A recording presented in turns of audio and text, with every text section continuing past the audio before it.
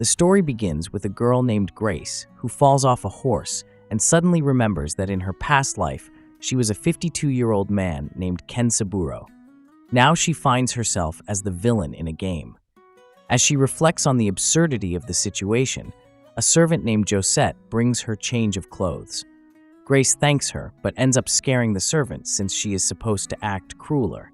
She then prepares to fulfill her role as the villain. We see part of Ken Saburo's past. He was an old-school otaku, and his daughter used to play the very game he has now reincarnated into. Recognizing the protagonist Anna, who trips at the entrance of the school, Ken Saburo recalls his daughter explaining the scenario. Grace approaches Anna to fulfill her role, but instead compliments her parents for raising her with love, accidentally triggering her paternal instincts. Hearing this, Anna cries moved, but everyone thinks Grace is reprimanding her, so she takes Anna aside.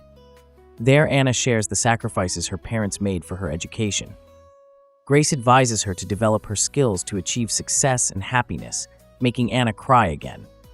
Then a prince from the kingdom arrives, but Ken Saburo mixes up names from his past life.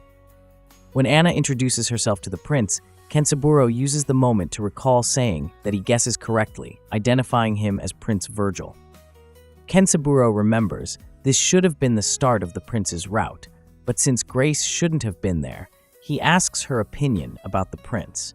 She replies that he seems like a good person, but is more interested in being friends with Grace, forcing her to agree, which raises their relationship level. From that moment, Anna becomes her follower. While walking through the hallways, they meet the director, and Ken Saburo shows off his social skills by greeting him elegantly.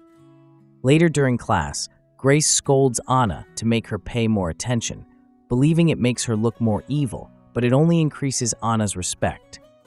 Anna misinterprets her actions as those of a model student enjoying learning, but Grace is happy because she can now do things that were difficult for her in her past life.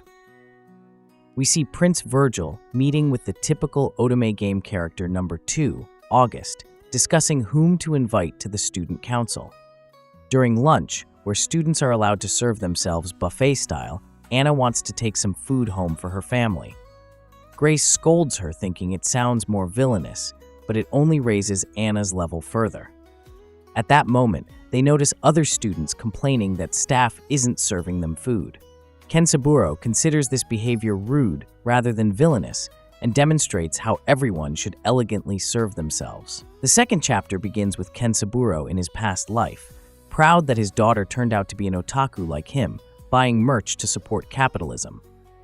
After a normal workday, they talk about an anime project, reviving his superfan instincts.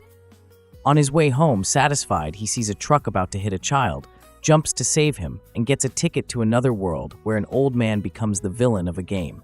Truly, these isekai stories are getting crazier. Ken Saburo grows accustomed to his new life as Grace, but worries about not knowing enough about otome games, such as different routes. Then Prince Virgil introduces the members of the council with aristocratic names. August, the red-haired head of security we've already seen, Richard, the silent vice president, and Pierre, the secretary. He also mentions others who aren't present. Afterwards, Ken Saburo decides to fulfill his role as the villain and interfere with Anna's romance, but doesn't know how. When Prince Virgil asks Grace her opinion about whether Anna should join the student council, she logically responds that despite being humble, her achievements speak for themselves. August is surprised, expecting a more classist response, making Ken Saburo realize his mistake. He imagines demanding strict adherence to high society norms mercilessly, but when he tries to deliver his monologue, he ruins it by sounding too kind, motivating Anna and raising her level again. Now all council members glow and accept her without problems. Outside, Ken Saburo wonders which route to choose, but forgets the names and postpones the decision. Later, they have their first practical magic class. The teacher demonstrates and explains that spells must be written in ancient letters so non-magical people can't read them, as some words contain mana called verbalism, and the older and richer the word, the better.